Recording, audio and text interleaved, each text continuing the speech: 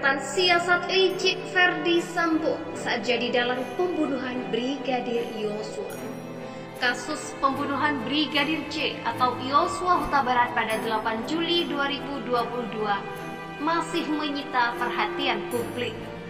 Pasalnya, pembunuhan ini turut menyeret nama ex-Kadif Propam Polri, Ferdy Sambo, yang disebut menjadi dalangnya peristiwa. Bahkan akibat kasus ini puluhan anggota Polri turut dipecat.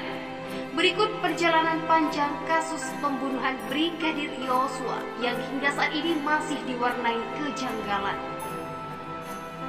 Pertama, tembak-menembak antara Baradae dan Brigadir Yosua.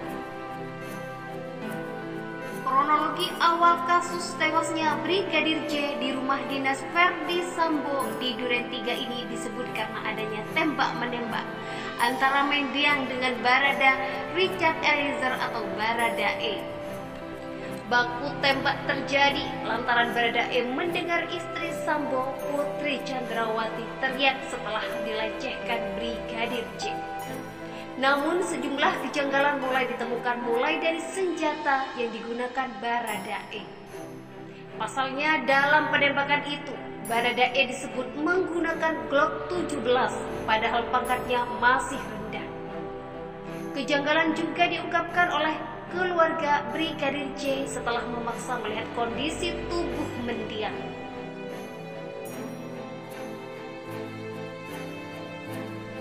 Kedua, Baradae bongkar dalang pembunuhan.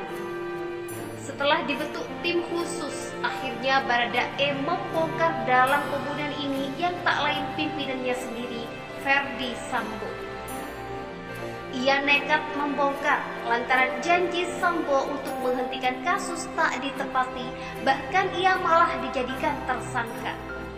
Seusai pengakuan Baradae, satu persatu nama mulai dijadikan tersangka mulai dari Sambo, Kuat Ma'ruf, Bribka Riki Rizal, dan Putri Chandrawati.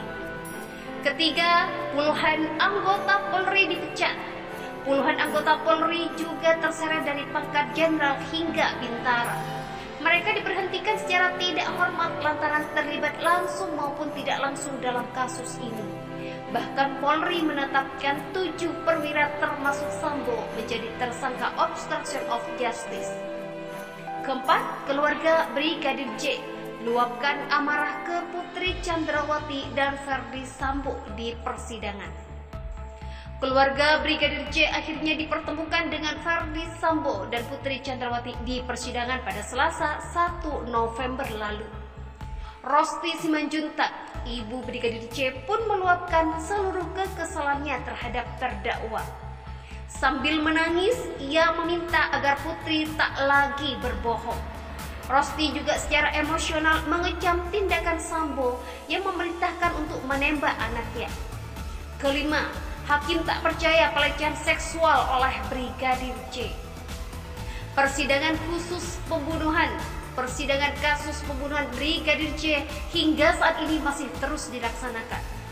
Putri Chandrawati pun terus mengaku dirinya dilecehkan oleh Brigadir J saat dihadirkan sebagai saksi terdakwa Richard Eliezer, Riki Rizal, Kuat Ma'ruf pada Selasa 12 Desember 2022. Hanya saja hakim dengan tegas mengatakan tak percaya ada pelecehan yang dilakukan Brigadir J. Mendengar respon hakim, Putri tampak menangis sesenggukan.